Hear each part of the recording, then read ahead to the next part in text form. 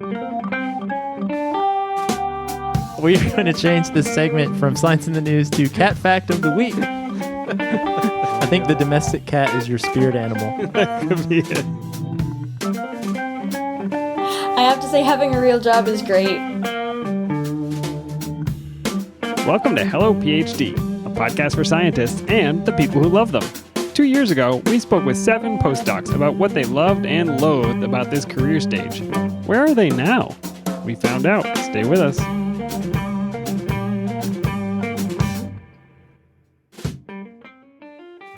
And we're back. This is Hello PhD, episode 80. I'm Joshua Hall. And I'm Daniel Arneman. And we'll discuss the human side of science and life in the lab. 80 episodes, Dan. I was going to say, did you say 80? Yeah, that just hit me when I said that. We don't have anything in the notes, but you know how like anniversaries, there's the 50th is that gold or 80, I don't think a lot of people achieve. Yeah, that's does a lot. 80 have a thing? It's got to be I'm looking that up. Hang plutonium. on. 80th anniversary gift. That popped right up. That is not a real gift. Oh, here we go, Dan. Enriched uranium gift. The traditional anniversary gift for 80th is oak. Happy oak episode, Dan. Thanks, Josh. I feel very honored to still be here. I feel like we should be sampling an ethanol that was aged in oak. Did you get us one? I didn't, but that's not to say I'm disappointed. I am actually beside myself with excitement over the beer tonight. You are very excited, and I'm excited to find out why you're so excited. Yeah, so this is a beer I was introduced to based on a recommendation from my favorite beer store last week. I had this beer, and I had some friends over, Dan. You might know that I do a weekly board game night. I do know that. You invite me every single week. Yeah, how many times have you attended? 0 times. Yep, I hang on to hope every week. But maybe this week, Josh. Who knows? Probably it's a good not. week. Probably not. But anyway, because I'm such a good friend, I let one of the board game members drink the last of these beers, thinking, well, I'll just go get some more before the show. I went yesterday to the beer store, totally sold out. I called a second beer store, totally sold out. So I'm starting to panic today. So the third beer store I called, they had 1 6-pack left. So I asked them to put it aside for me. I left work at about 2 o'clock today to go pick up this 6-pack. It's a little warm because the guy was sitting on it, or what? Well, so once I was there, I actually ended up having a pint of Oktoberfest at about 2:30 today, and then went back to work. Is that okay? That's not a problem. It's not a problem for me. It's not my job. But the good news is I acquired this beer. I think this might be my favorite beer now. Have you introduced it? You've said what it is? All right. I know I'm building suspense, but this is from Clown Shoes Brewing in Ipswich, Massachusetts. That is a bizarre name for a brewery. Yeah, well, you're going to love this, Dan. This is called the Baked Goods Hoppy Pale Ale. Okay, I'm going to give it a try. This is 5.5% ABV, Dan. What do you think? It is a very, very tasty beer. It's a very full mouthfeel. It's got a little bit of hop at the back, but it's not the kind that if you drink it, you're going to say, this is soapy. I hate this. I think it's very approachable for people who maybe don't drink a lot of IPAs or pale ales. I totally agree. And I think I've said this on the show before, but I really like a session pale ale where the alcohol level is a little bit lower. But I feel like a lot of times with those session beers, they're either too light or they just have a bitter character. They don't have a good body to them. And to me, the balance on this beer is absolutely perfect. It has a full, as you mentioned, a full mouthfeel, a lot of flavor, but not over the top. I'm starting to get a profile for you, though, because this reminds me of what was the one from Cigar City Brewing that you really love, the High Lie? The High Lie, yeah. These have similar profiles to me. Yeah, and I'll tell you, there's one minor issue I have with the High Lie. It's the alcohol content. It's a 7.5% beer, and I don't know, Dan, these higher gravity beers, they don't always agree with me, but I love the flavor of the High Lie. And to me, this one matches the flavor and the body, but at a 5.5%. The trouble, though, is you're telling me that this, what is it called? Baked Goods Hoppy Pale Ale is harder to find. The High Lie now has wide distribution. You could go pick it up tomorrow. It does, but this is a Massachusetts beer. You don't have to beer. bribe a guy down at the local store to save you a 6-pack. I found it in North Carolina. I don't know what the distribution is nationwide, but I'm telling you out there, Hello PhD listeners, ask your favorite beer store for the Clown Shoes Baked Goods Hoppy Pale Ale. You will not be disappointed. This is a quality beer. I'm still not a fan of the brewery name. I keep feeling like I'm going to detect the flavor of clown shoes in my beer, but But good beer. Thankfully, that has not happened. We've really been on an IPA kick lately. I noticed I think it's an unbroken string of IPAs over the whole summer. So we're going to go ahead and do what we did in the spring and fall. Dan, we're going to have an IPA free fall. An IPA free fall. That's right. So for the next season, for the next 3 months, no IPAs on the show. We're going to branch out. I'd like to announce my resignation from Hello PhD effective immediately. I think you made the same joke last summer when I came back, didn't I? You did. So, the fall season, lots of good options. Oktoberfest, pumpkin beers, Christmas cookie ales. I'm accepting applications for the new co-host of the Hello PhD podcast. Dan, we got a new Patreon supporter this week. Oh, I love Patreon supporters. Well, who'd we get? I wanted to thank Ryan for his support. So, Ryan, thank you so much. Also, I want to acknowledge some ongoing support from a couple of our Patreon supporters, Arlen and Paul. We are raising a glass to you. If you'd like to support the show, you can go to patreon.com/HelloPhD, or you can click the Become a Patron button on our website. Hey, Josh, we have a special bonus for our Patreon subscribers this week. We had such great feedback on episode 79 and Insider's Guide to Industry with Randall Roboto. We actually have his full unedited interview where he talks a lot about his career path, how his network helped him to get the job he got, what happens when you lose your job in industry, some things that I think people typically have concerns about when they're looking at an industry career. So that full interview is going to be available on patreon.com for our subscribers. Yeah, we talked to Randy for a long time, and there was a lot of good stuff, but we had to cut it down in the interest of time. So definitely cool stuff. Glad we can share it. All right, Dan, ready for some science in the news? Hit me with the news. Cat fact number 25. Female cats are typically right pawed, while male cats are typically left pawed. Okay, I'm going to back you up right there. What were cat facts 1 through 24, or did I miss something? Was I out a few weeks? Well, in my office, among my coworkers, we started a Slack channel about, I guess, 2 months ago. Are you familiar with Slack? Yeah, I'm a big Slack fan. Yeah, and so one of the things we installed, I guess, a plugin is random cat facts. So on our random channel, we get a random cat fact every 2 or 3 days. Okay, female cats are right pawed, while male cats are left pawed. In what activities? In throwing a football, in cutting with scissors, in using a fork and knife? What are we talking about here? I have taken it upon myself in the office to be the cat fact checker. Yeah, how does someone determine this? What I found in a very quick Google search is there is peer-reviewed research that I found on PubMed about this very topic, and this is based on real research. I was hoping that you would actually make this into something about science. I don't know that this is in the news anywhere, except maybe Cat Fancier magazine. Well, this was published in the journal Animal Behavior back in 2009. This is some work out of Queen's University in Belfast. You have to read the title of this article. Yeah, so the title of this article is Lateralized Behavior in the Domestic Cat. And you have to read the rest, because this is the part I care about. Felis sylvestris catus. The cat is called Sylvestris, like Sylvester the cat? But that must be why they named him Sylvester, right? That's not incredible. The other way around. See, I'm telling you, word Pretty crazy. etymologies will blow your mind when you find out things like this. Warner Brothers, man, they knew their biology. Canaries are Tweetius birdicus. Well, let me tell you about the study, Dan. So what these researchers did, and again, I keep finding all this research that was so much cooler than my research. All right, so what they did was they took 42 domestic cats and they observed them doing 3 different tasks to determine if they performed asymmetrical motor behavior, or in other words, if they gave preference to their right front paw or their left front paw, which would be like right-handed, left-handed for us. Did it describe what the tasks were? I have to know. It sure did. So task 1 was the most complex exercise that involved retrieval of a food treat from an empty jar. Okay, so you put a treat in the jar. Everybody's seen a cat do this. Also, They put the paw in and do the kind of grabby thing. The most complex, but also the darn cutest. It's pretty adorable. All right, so task 2 was an exercise involving reaching for a toy suspended overhead. And task number 3 was a challenge involving reaching for a toy that was moving along the ground. They didn't do the classic bat your owner in the face when you want them to wake up and get you food task?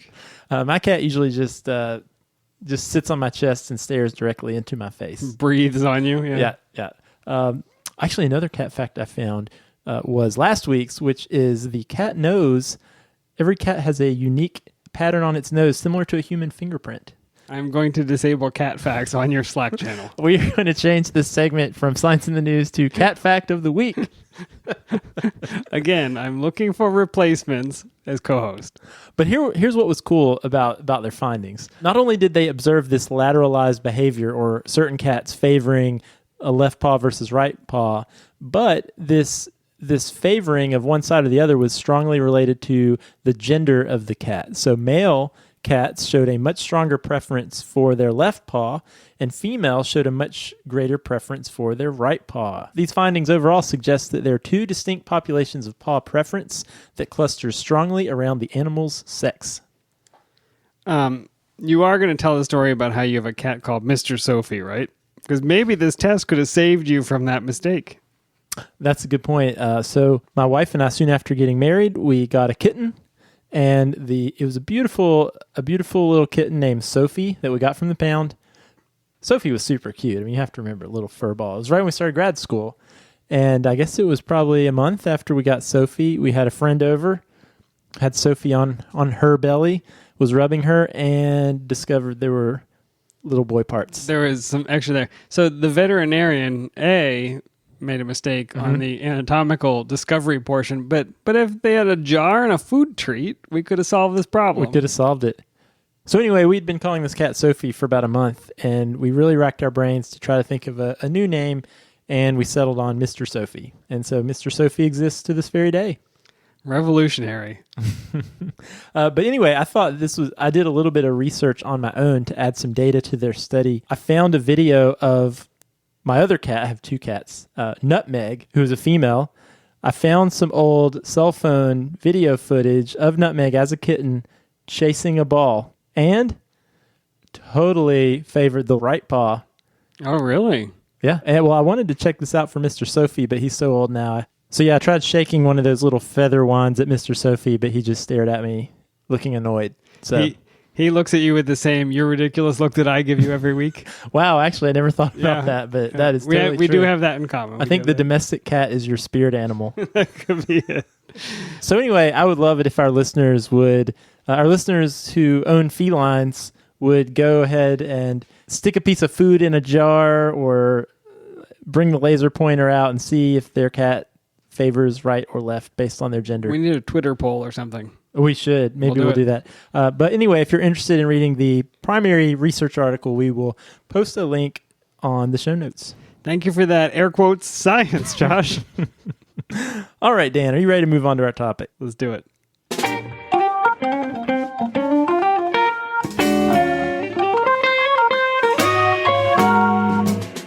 All right, Dan, last week was Postdoc Appreciation Week. We appreciate you, postdocs. Or as I believe I mistakenly called it previously, Postdoc Awareness Week. Yeah, that's right. We are aware of you, postdocs. Doesn't have the same ring. Although, ironically, I did mention... I see you over there. Well, I did mention Postdoc Appreciation Week to a couple postdocs last week, and neither of them were aware that they gave you the same look that I give you, and the cat gives you. Yeah. Wow, I get that a lot, really. I'm starting to get a complex. So anyway, we were brainstorming doing something special for the postdocs in honor of Postdoc Appreciation Week. And we recalled that on a past Postdoc Appreciation Week, we interviewed 8 postdocs just to get a little bit of an idea of what it's like to be a postdoc these days. And in my mind, I remember we had that conversation, Dan. I said, oh, well, it would be neat to find out what they've been doing since last year.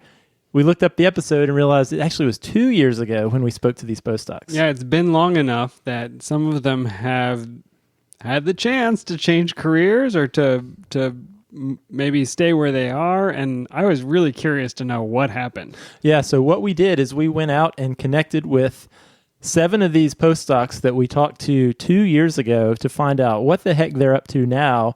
Since we talked to them 2 years ago when they were postdocs. And if you'd like to go back and hear those original interviews with the postdocs, that's from episode 13, Postdoc Straight Talk. And we ended up breaking that theme into 2 different episodes. So episode 13 were the actual interviews with the postdocs. And then episode 14, Dan and I reflected on some of the themes that came out. Really would encourage you, if you haven't heard those yet, or if it's been a while, go listen to those original interviews back on episode 13, and then bring this one back up and listen to where they are now. And as a little bit of a spoiler, or at least a preview, 6 of the 7 have transitioned from being a postdoc, and they're in a wide range of interesting careers. One of them lives in a cabinet under the stairs. One's at Starbucks, one's at Caribou. So anyway, without further ado, let's go ahead and talk to the postdocs and hear what they've been up to. Kate Robbins, and I am the Design Code Build Program Coordinator at the Computer History Museum. Cool. Tell me a little bit more about what that entails. Yeah, so it is a program that was established by the museum about 3 years ago, back in 2014, and it's a program for middle school students. So the purpose of the program is to get students kind of involved and excited about different STEAM learning opportunities. And we do this through the lens of computer science and computer history. And so students are in middle school, so grades 6 through 8, and we bring them in. It's a day-long program, and they get to do a lot of hands-on activities where they focus on concepts of critical thinking, creativity, and collaboration. And they get to do this with really fun interactive activities. They get to work with Raspberry Pi, which is a really cool small computer. And they just really get the opportunity to learn with and from each other. So it's a really great opportunity for middle school students to start thinking about different careers and options in the STEM field. That's really cool. And if I recall, you had an interest in science outreach and education as a postdoc. So this is a good fit for you, it seems like.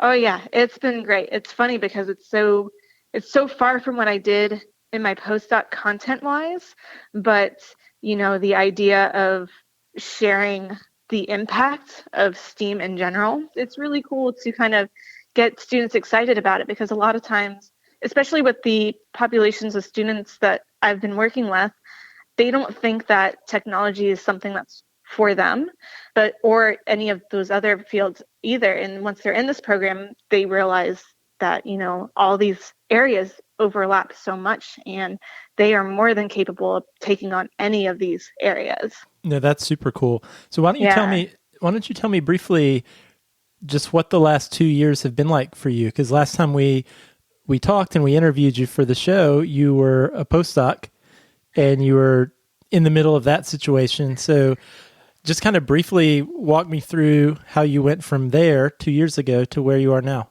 It's been an interesting 2 years, that's for sure. So I left my postdoc at UNC close to the time that we did the initial podcast, so about 2 years ago. My now husband had gotten a job out basically in the Silicon Valley area in California. So we moved out here, and I started looking for jobs based off of my interest and my desire to really work with students and do something that was related to the STEAM fields. I knew that doing bench work was not something that I wanted to continue pursuing. And so my first few months out in California was spent looking and applying at different jobs in different fields and venues. And I wound up getting 2 part-time positions that summer. One was here at the Computer History Museum, working as an instructor for the Design Code Build program. And the other position was as an instructor for a summer camp. And so with that one, I got to teach elementary through middle school students in science. Both experiences were really fun. I enjoyed them a lot. And lucky for me, around that time, the Computer History Museum was looking for someone to take over leading the Design Code Build program, which I was initially hired for as an instructor. And I had been working part-time on the back end of things for the program as well. and they asked me to come on board full time. And I jumped at the opportunity and have been officially full-time staff at the museum for almost a year. I'm coming up on my 1-year anniversary in just a couple weeks now. I guess how does what you do now, I mean, you mentioned it's very different, obviously, than being a postdoc. Yeah. But how is now having this job, having this career, what are the big ways that it differs from being a postdoc and being a trainee in general? My time is spent much differently during the day. So instead of being at a bench all the time and doing lab work, I'm typically either at my computer, corresponding via email or phone calls with different people, or preparing for the programs that I run. The emphasis of what I do now is teaching, where it was more so of the focusing on the actual science when I was doing my postdoc. What would you say is better or worse, being a postdoc or your current job? Which do you like better? Oh, well, for me, I actually love my current job. I don't think I necessarily realized how much I liked working with people, but it turns out that is one of the things that I love the most about my current job, is that I get to interact with so many different people on a regular basis. A big part of what I do is outreach to the surrounding communities, and so I get to work with a lot of teachers, a lot of community organizations, and it is one of the things that I love the most. And I feel like I've met so many interesting people and developed so many great relationships. And that, along with working with the students themselves, have been just the biggest highlight of the past year. And so I've definitely found what my true passion is. It is hard when you're training, whether it's in grad school or your postdoc. And you kind of get lost in the everyday grind, and it can be hard. So to know that there is light at the end of the tunnel and that you actually can follow what you want to do is really great. Yes, so my name is Eric Weening, and I used to be a postdoc at UNC, and currently for almost 2 years now, I've been a contractor working at the CDC in Atlanta. Mainly what I do is I work partially in the lab, but I also manage a team of 3 people on day-to-day basis. What has the last 2 years been like for you professionally? It's been It's definitely been a big change. You're going from postdoc. I was postdoc research associate back at UNC, and now being in a real job. I mean, I think there's a very big difference between being a postdoc and what I right now do is working as a contractor for the federal government. Just the day-to-day is even different. Yes, it's still science, but you have to deal with more like policy, different quality assurances. For example, in academia, you have, I think, more freedom on designing your experiments as you want. Now working in the federal government for specific assays, you are much more rigorously tied down for good reason, that experiments has to be performed in such a manner because, your product goes out to a completely different audience. So it's been a very big difference and change from academia as postdoc to government. Which was better, being a trainee, being a postdoc or grad student, or having your real job? Well, the salary in the real job is nicer. I will fairly admit that. I think sometimes looking back on it, a lot of times when we all look back at times where we thought this was really rough and hard, there actually were really good aspects of it. As a postdoc, you had actually a lot of freedom in the terms of, you weren't a student anymore. You didn't have to do classes and things like that. And you had a PI who brought in the money. So you were actually really being able to focus on, I think what I really enjoyed doing was science. But that being said, now having a real job, what I do like more is that I feel more that the work I do has a bigger impact on life in general in terms of for the American population or anything like that. So I think it gives a little bit more of a rewarding factor. But I think just if I give any advice to postdoc, please appreciate the time you have in the lab. It might sound really rough or anything you have right now, but every job has its own struggles. Actually, as a postdoc, it is pretty nice. My name is Fernando Estrada, and I'm an assistant professor in the Department of Biochemistry, University at Buffalo. So there's been a lot happen in the last couple of years, and so I shortly after we spoke, I think I entered the job market officially and went through that entire process. It's kind of a long process.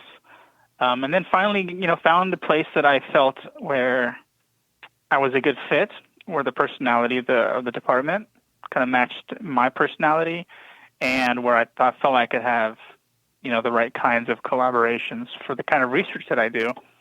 And it was kind of a good mutual fit. And then, my wife and I visited here in Buffalo, and we'd never been here. I'd never really visited or really, to be honest, given much thought to the city. But once we visited, it's a really nice area. It's, the cost of living is pretty reasonable. There's, resources here for research and good schools. And so we decided to make the jump. See, the first year has been kind of a whirlwind because you have to spend all this time recruiting people and into your lab and purchasing equipment and setting up equipment and starting to kind of crank the wheel on even little things in the laboratory. Techniques that are commonplace in an established research laboratory become, somewhat of an adventure when you're setting up a laboratory, because you'll go to do some simple protocol and you realize that you're missing some fundamental tool that you're used to taking for granted, and now you realize that, we don't have a Bunsen burner. We actually have to purchase one, or stuff like that. But it's been a lot of fun. So remind me, was your goal as a postdoc to get an academic faculty position? Yeah, so that's been my goal for quite some time. I'd say since maybe after my first year as a postdoc, I think is when I finally decided to put all my chips in that basket. I've been very fortunate. Just the environment that I was in was really encouraging, and I had plenty of opportunities to kind of explore different options career-wise. But I've been on this path for a little while now. How is being a faculty member different than being a postdoc or trainee? Well, your lane is just bigger. So now I have not just my project, because I still spend time on the bench, my projects that I have in hand, but I'm starting to distribute those to other people and then training people one-on-one myself. Only recently, I'd say in the last month or so, I've gotten to the point where I have people training other people, where I'm no longer directly involved, and that's a little bit, that's kind of a big jumping off point. Yeah, and I imagine that direction will continue as you go on in your career. It will. It's just a little bit scary because it's the first. I love bench work, and it's the first indicator that you're going to start to pull away from that, maybe one step at a time.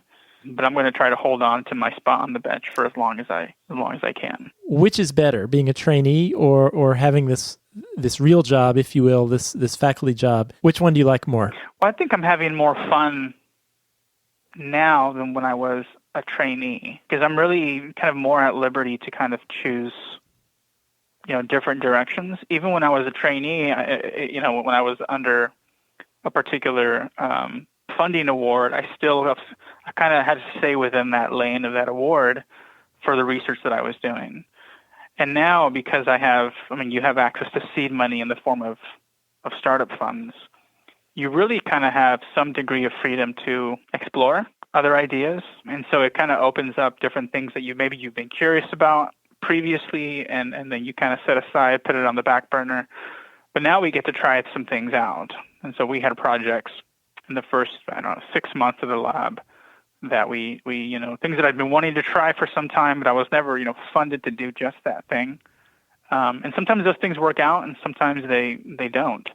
But you won't know until you actually try it. So that degree of freedom, I think, is like nothing I've ever had before. I am Sonia Hall, and I am the Director of Engagement and Development for the Genetic Society of America. I left the traditional vet lab bench, I guess it was 14 months ago now. And I took a position in the Center for Biomedical Career Development at the University of Massachusetts Medical School, working with Cynthia Furman. And what I was fortunate to do there was to work on one of the NIH BEST grants, which was awarded to UMass Med, to make career and professional development training an integral part of the graduate training experience at that institution. So I got exposed to a lot of the challenges that are faced within academia, not just for those that are at the bench, but also on the administrative side of things, did some teaching and curriculum design and things like that as well. And then also looked at a lot of evaluation data. That kind of reinforced my passion for advocating for early career scientists and contributing to the scientific enterprise in what may be viewed as a less traditional way. So when I had an opportunity to take this position with the Genetic Society of America, it was a perfect fit. It was essentially a position that I had sculpted out and defined by the things that I had done when I was serving in a leadership role there.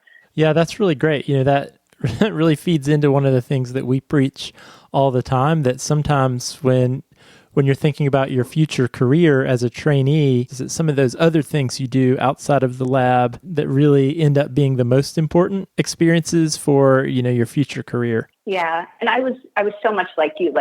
I think one of the things that I kind of found strength in when I was, making all of these decisions, because for anybody, right, they are really hard decisions, regardless of what your background is, right? They're challenging. But I remembered you telling me about how you basically took an inventory of what it was that you enjoyed doing, right? And what brought you the most joy. And so I just kept reinforcing the fact that it was important for me to reflect on those types of things. And knowing that you had done it and you had a really great outcome from it, right? I was like, okay, I can be confident in the fact that this will provide good results. So, it's important that we do those types of things. So do you feel like life is better now with a real job than it was as a postdoc? For me, yeah, definitely. Are there things about the postdoc life that I miss? I guess that would be, are there parts of the scientific research that I miss? And yes, there definitely are, right? But it's with any position, right? Or any town, like when you move a town, right? There's always things that you leave behind that you treasure and that you enjoy. But it doesn't make your present day, I guess, any less fulfilling. My name is Jada Cochino Budd. I'm a postdoc at the University of Massachusetts Medical School. All right. So I have still been working as a postdoc, continuing the research that I've been doing, and I'm trying to wrap up now and apply for faculty positions. So I've started the process already and started applying to a little less than a third of the places that I'm applying to. I have, I think, 26 currently on my list. So it's a big endeavor. It's been described to me, and I think that this is pretty accurate. Applying for faculty positions is basically like having another full-time job. And I actually just got reviews back for my paper. So now I'm trying to do all the experiments to get that out as soon as possible so that I can put accepted on the job applications. So it's kind of doing everything all at once and just kind of going at full pace until it's all finished. So how, compared to 2 years ago, if you can remember back to the last time we talked, you were pretty positive about being a postdoc. It sounded like you were in a good situation, a good place then. How do you feel about being a postdoc now compared to 2 years ago? I guess overall the same, maybe different in different aspects. I think I was still a bit in the excitement phase, whereas now it's trying to get out. It has a different feel to it. But overall, being a postdoc is good, but it's still that sort of middle ground between anything real and being a student still. So you're just still stuck in that no man's land. But I do see a light at the end of the tunnel at this point, which I think makes it more enjoyable. So my name's Michelle Itano, and I'm now the director of the microscopy core at the Neuroscience Center at UNC. Right around that time, I think I got out my first author paper as a postdoc, and that allowed me to kind of go on the market. And I started looking at positions, and most of those were faculty tenure track positions, but I also considered coming back to UNC as a very high priority for my family and personally, and a position had opened up to direct a microscopy core in the Department of Pathology. And that was the first time I really considered a core facility management position. And one nice thing about UNC is they really support those positions in making a faculty track available for them, and just more stability, I'd say. So once I learned out more about that, I kind of kept that on my radar. And although I didn't apply for other positions, kind of changed my mindset in what I thought my career path would be. So I arrived here in mid-June and got to get started with directing the facility, and we had our students coming in and all of that new kind of rhythm for the larger university is something that's been started now. How is being in this position as a core director different than being a trainee, than being a postdoc or a grad student? I think a lot of it is mindset, right? So one of the first things that I noticed that felt so different is I feel the responsibility to be a real personal advocate. I have now a responsibility for the success of the core, and that is very empowering in a way, because I really can make what I think are the best decisions and justify them to myself first, and then convince other people, but it falls mostly to me, and to adjust as necessary. Whereas I think as a researcher with the project, those decisions are more subtle, and you don't tend to make really major ones, and you're not really having to advocate for yourself in a broader sense. It's more just focused on your own research needs and maybe getting attention from your faculty member, but not thinking kind of more globally.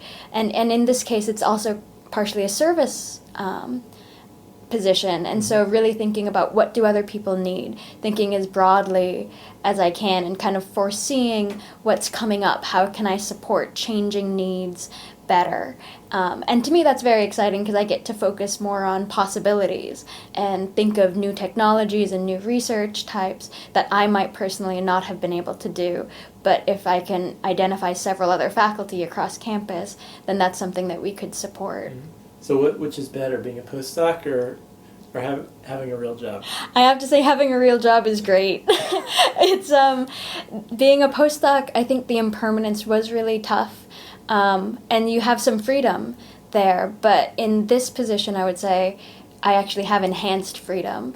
And that is something that really feels exciting to come into work each day. My name is Michael Johnson. I'm an assistant professor in the Department of Immunobiology at the University of Arizona.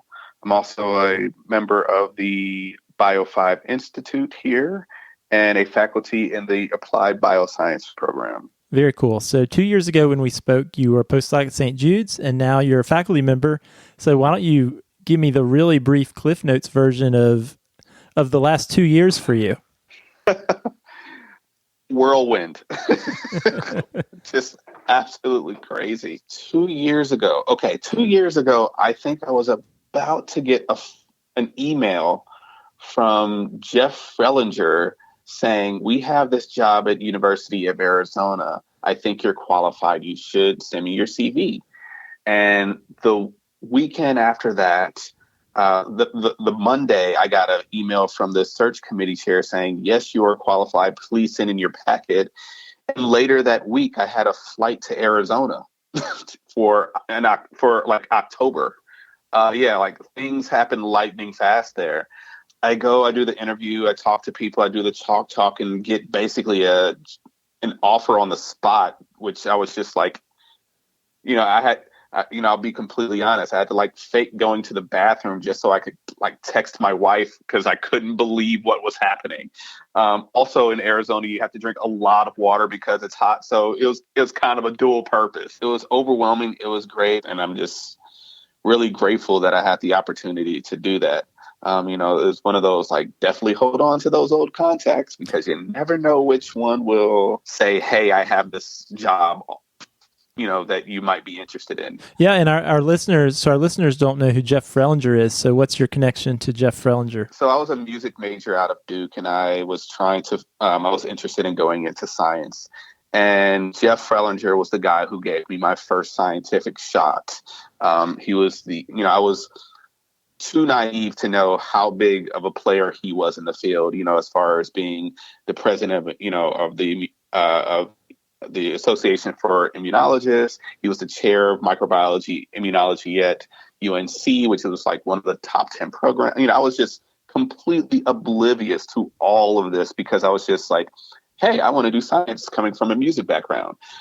So he interviewed me and luckily gave me the shot. And, I was a technician in his lab for 2 years before I applied to graduate school at the University of North Carolina. And I got my PhD in biochemistry and biophysics in a different lab. But Jeff was still on my, I put Jeff on my committee because he was just one of those people who knows so much in the field and is just so helpful. So maintaining that connection years later, he sent me a random email saying, and I had spoken to him throughout the years about various scientific, getting scientific advice or asking various questions like, how do you do this? Who should I talk to about this? Just maintaining that connection, not necessarily for selfish reasons, just because he was just super helpful. But it ended up still absolutely paying off because, he knew of a position open here and I got my foot in the door. He gave me the opportunity to actually speak about my science here, so it was like, thank you for getting me in the door and being an advocate for me. And in the end, I'm undoubtedly certain that it got me, that it helped get me this position here. Now he's my colleague. But yeah, it's been crazy. It's been a lot of fun. And I'm so glad that I'm a PI right now. I really, really enjoy it. I guess I'm still in the honeymoon phase, but yeah, it's, I actually just got my first grant. I have a paper that is about to be accepted pending minor revisions. So we finally pleased that famous reviewer, Reviewer 2 or 3, whichever one. Yeah. Although I have to say, to their credit, the reviewers for this paper who absolutely ran me through the ringer for this paper, they were completely justified. And the paper is like so much better right now than when I turned it in. It's not even funny. It's not even a contest. So they basically said they knew I was a new PI, and they basically said, all right, we're going to help you out here. And they helped me out considerably. And I think I didn't feel like that when I, read the review for the first time. I'm like, you gotta be kidding me. But, and then, you calm down. You're like, okay. They all have valid points. It's been a whirlwind. My lab has, I think 9 people, including myself now, in just 1 year. But yeah, that's probably makes it fun also. Yeah. I mean, it's intense. It's absolutely intense. Do you feel like, at least from a professional standpoint, is life better now than it was as a postdoc or trainee? Oh, life's definitely better now. Life is so much better now in so many different ways. I have more autonomy now. I have a more financial benefit now that can't be ignored. I think the department that we're in is a very young department, and they have, there are a lot of people with kids our age. So, it's a very collegial hangout outside of work kind of, department. So on the personal side, on the professional side, yeah, it's hands down. It's better. It's definitely better. All right, Dan, that was my interview with the postdocs. I feel very encouraged that it sounds like, by and large, people are quite happy with their life path, which I didn't expect exactly. Yeah, we kind of had this idea like, oh, wouldn't it be cool to revisit these former postdocs 2 years later? But I don't know that in that moment I expected so many of them would have not just transitioned into careers in just 2 years, but that so many of them would really be doing these jobs that are completely in line with what they said they wanted to do with their ideal job 2 years ago. Okay, so let's put the skeptic hat on. Do we have a sample bias? Did you find these people in some unusual way originally that would make them more likely to get into careers they love? Were they all extroverts who have a ton of great contacts? Yeah, I don't think so. I mean, it really was a range of... They're all on Twitter? Are they all on Twitter? No, they're not all on Twitter. Okay, rule that out. Do they all listen to this? I know they don't even all listen to this podcast, so we can't say that. Do they all actively avoid it? That might be the key. That could be.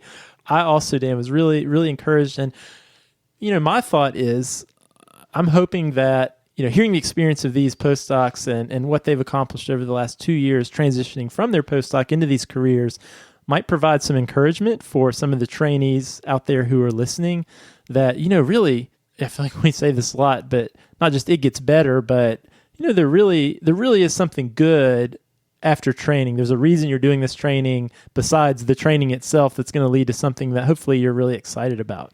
Yeah, the coolest thing to me is the wide range of things that they're doing, and they're excellent at them. You've got people working with middle schoolers, and they're teaching science and technology and arts and math. I think, you've got people that are running a core facility, people that are faculty and trying to start up a lab. It's we believe, I think you and I believe, that the skills you learn in graduate school and in your graduate training as a postdoc are transferable to almost anything in the world. And we say it, but I think they're out there demonstrating it, and that's really cool to me. And Dan, something I thought we could take a minute to talk about, and something I've been reflecting on a little bit since doing these interviews earlier this week, and that is there can be a little bit of this cloud of negativity surrounding science training. And I think there are lots of reasons for that, and we talk about a lot of those reasons here on the show. There are some ways that science training is really stressful, and in some ways that's inevitable. In other ways, maybe it's more stressful than it needs to be, and we could make it better. But I think there also is at least a little bit of this overlying skepticism, at least with regard to the career prospects of being a science trainee. Yeah, the trope is, if you don't want to be a faculty member, then you are in trouble. The only jobs you're trained for are getting a teaching job at a university with a research lab, and you're overqualified for every industry job. And basically, if you don't get on that tenure track, there's nothing left for you. Yeah, or even if you do want to be on that tenure track, there's so few jobs doing that there's no way you're going to get one. And it's going to be hell getting there, of course. Yeah, absolutely. And beyond that, there's too many scientists. We're training too many people. There aren't enough jobs.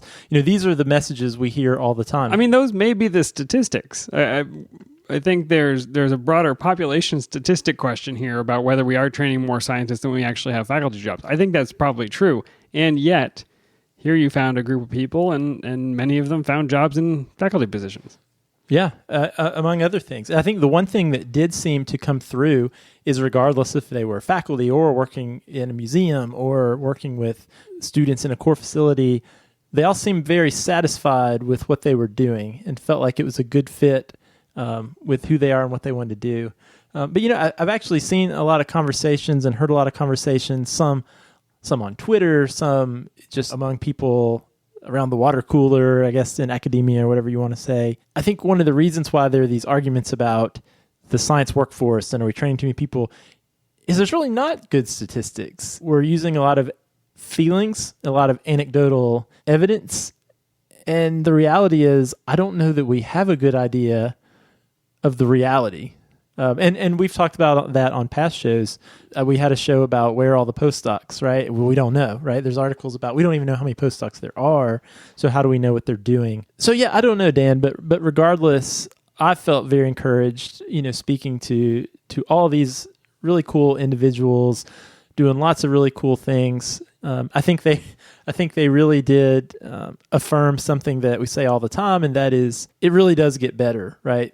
And that's almost across the board, not just these folks that we talked to this week, but all the people we've talked to on the show who are beyond their training, people we know, our own experience, that training certainly, there's some good things about it, as we've talked about, but certainly life after grad school, life after the postdoc, way better. Totally worth it. Yeah, I can't wait for the 4-year and 8-year and whatever number of follow-ups we do to find out how these all progress. And we'll have to find a new group of postdocs to follow, because I think some of the challenges are going to remain the same over the years. Pay will probably come up as it did in that original episode we recorded, but many things will change, and maybe there are more opportunities for alternative careers, more air quotes training, internships, other types of postdocs, and I think some of these opportunities are coming along that will change the nature of postdoc training. Absolutely, Dan. I totally agree with that. One other quick thing I wanted to mention is I felt like there was a lot of confidence in these people we talked to. And I don't know that I necessarily want to say they seemed way more confident now than they did 2 years ago. But, one thing we've also talked about on the show that I really can't stand is I feel like individuals, at least when they finish the PhD, around the time a lot of people are entering that postdoc transition, their confidence in their ability and in themselves at an all-time low. They've accomplished this really amazing thing, and yet they feel very small. Lots of imposter syndrome, uncertain of their own abilities. And I think it's also encouraging to see once you get in that career, you really start to build that confidence much more quickly. I don't know if that was true for you, Dan. I know I had a lot of apprehension starting a new career outside the lab, but I feel much more confident now than I ever did as a trainee. Right, and finding work that suits your skills and abilities and passions. And I think we heard that in several of the interviews, people who either intuitively or through hard work identified the type of activities that made them happy. They noticed the times that they experienced that flow state. They knew that if they applied that later, it would work out as a career. I think that builds confidence. You start to accept, hey, this is just how I'm made. Let me go and do more of this rather than trying to kind of shoehorn myself into this faculty position job, something that maybe is not a good fit for me, but I feel like I should do it.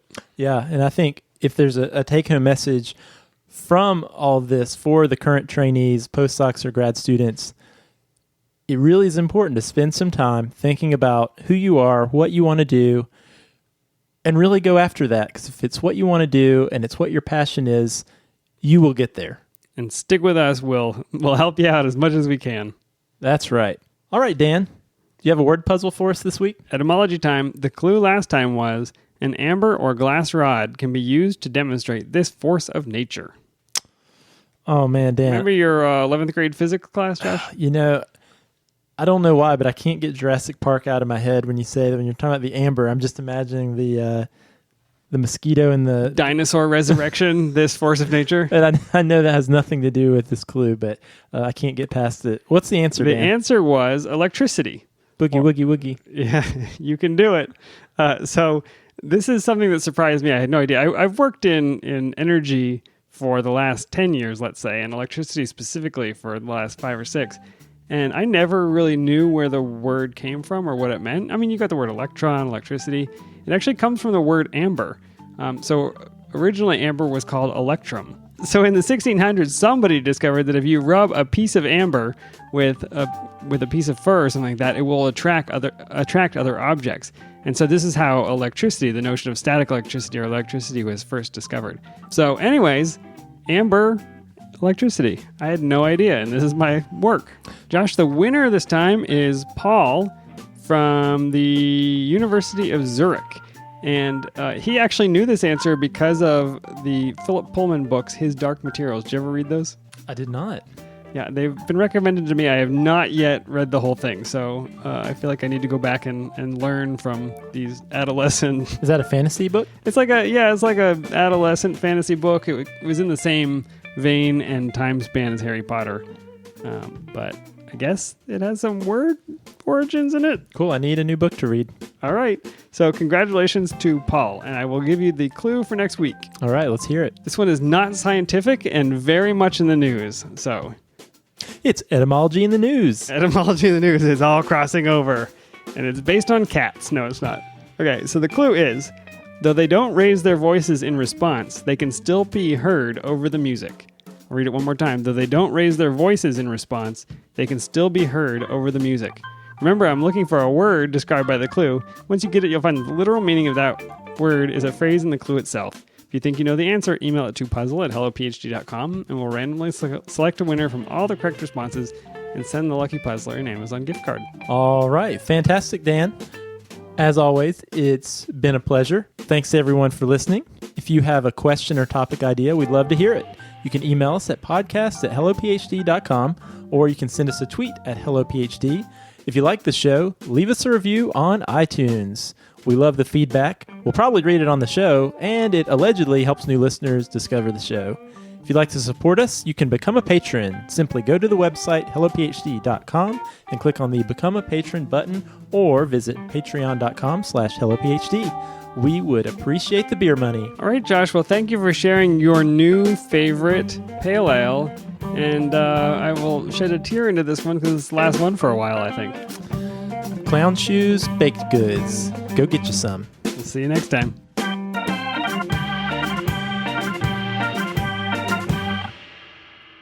I have a little backstory. I don't know if I should tell it now.